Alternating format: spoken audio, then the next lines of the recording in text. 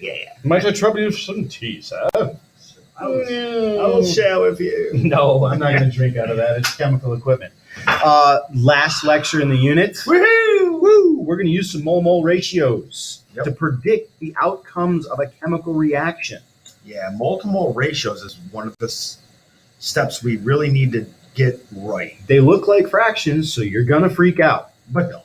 But And this is something we need to balance our chemical equation first for. And then we use the balance equation to do what we're about to show you. So to figure out how much material you need to create or how much material are you using. So I can make any fraction using any of the coefficients. Correct. The only thing I need to make sure is the coefficient I use, I keep that molecule with it.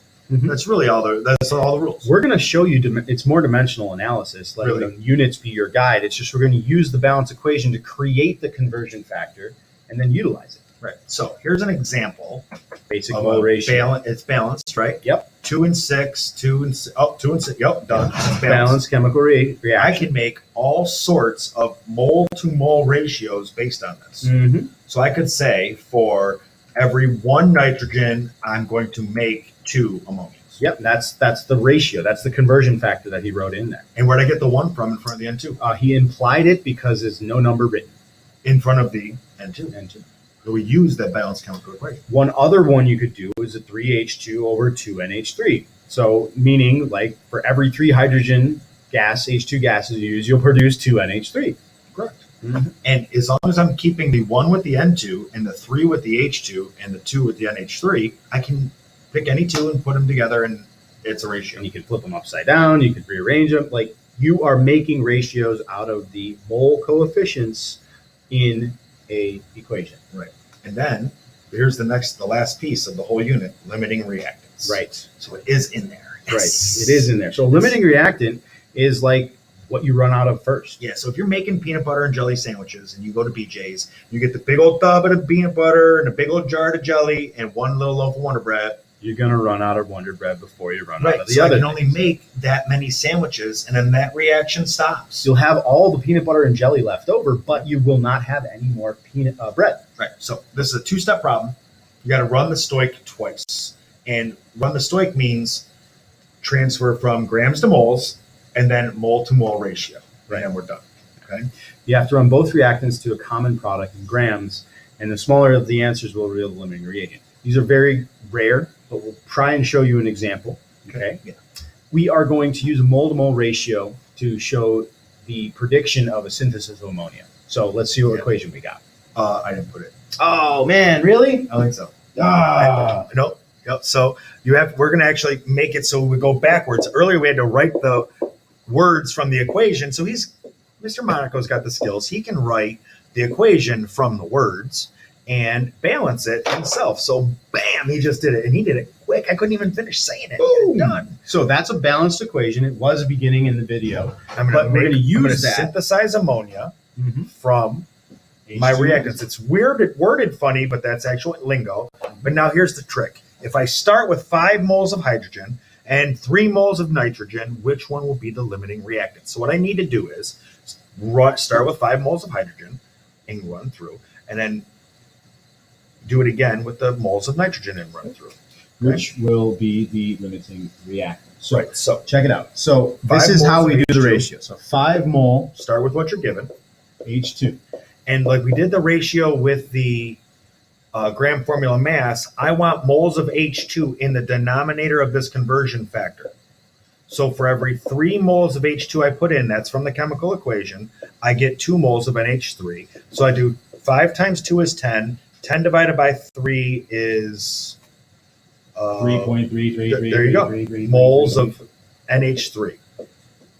We said earlier that we got to go from grams to grams. Well, guess what? In this case, we can go from moles to moles and be done. We can give you a problem where you have to go from grams. So now, that was the 5 moles of H2. Now we're going to do for the 3 moles of N2. Facts. So 3 moles of N2. Now I need moles of N2 as the denominator of my conversion factor. The same way we did the unit or dimensional analysis with gram formula mass. So common product, 2 moles of NH3, but this time it's only going to be 1 mole of N2 because that's what is in my balanced chemical equation. We use the ratio that we just talked about at the beginning of the lecture.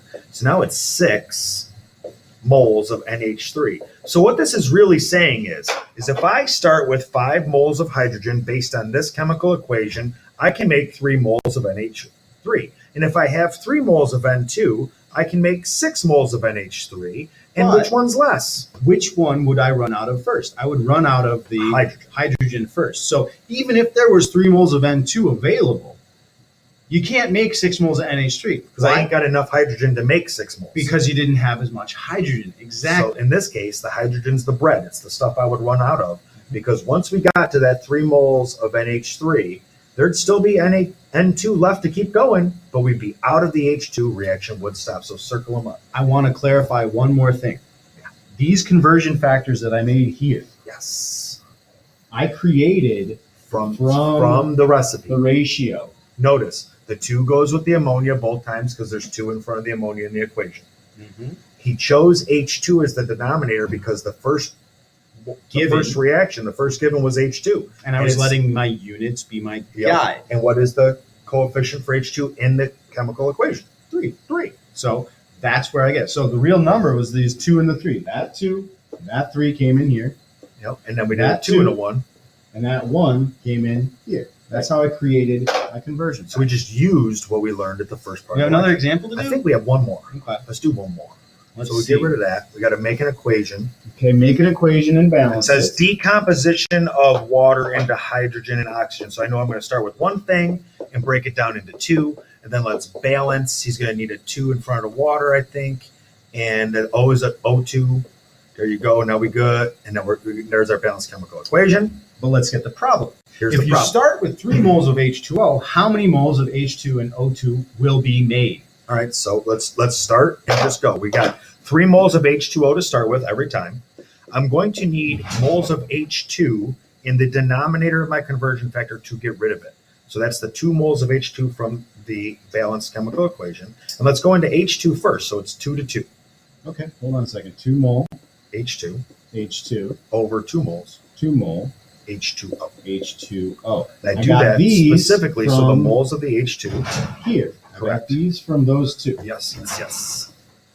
So now moles cancels. I have 3 times 2 divided by 2 equals 3. So in that case, I can make 3 moles of H2. Notice H2 is the only, moles of H2 is the only unit I have left. I've crossed the other ones out. And we'll do the same thing going into oxygen this time. So the problem says 3 moles of water. Different conversion factor though this time because my coefficient on O2 is different. I have 1 mole of O2 for every 2 moles of water that I use. So that is going to be 3 times 1 divided by 2. 3 divided by 2 is a 1.5 moles of O2.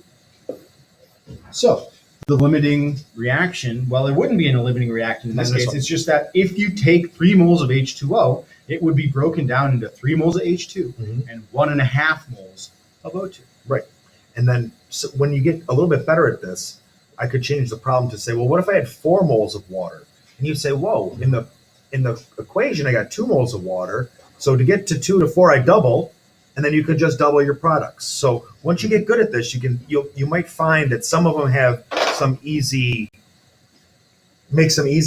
logical sense, but that's something like this that isn't really a limiting reagent. You use the mole to mole ratio to double or triple a reaction or cut it in half or figure out how much product is produced when this much reactant is consumed, to put it in the technical terms. Yeah. So I'm just going to make sure we're done.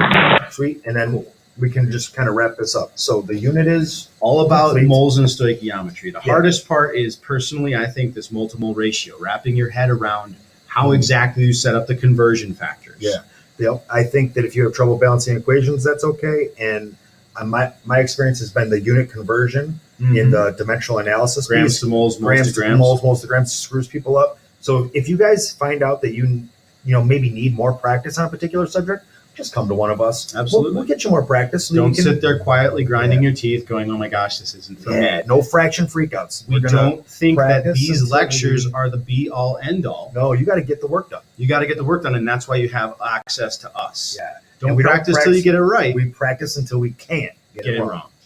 See you next unit. Click up this button and I turn it. Oh!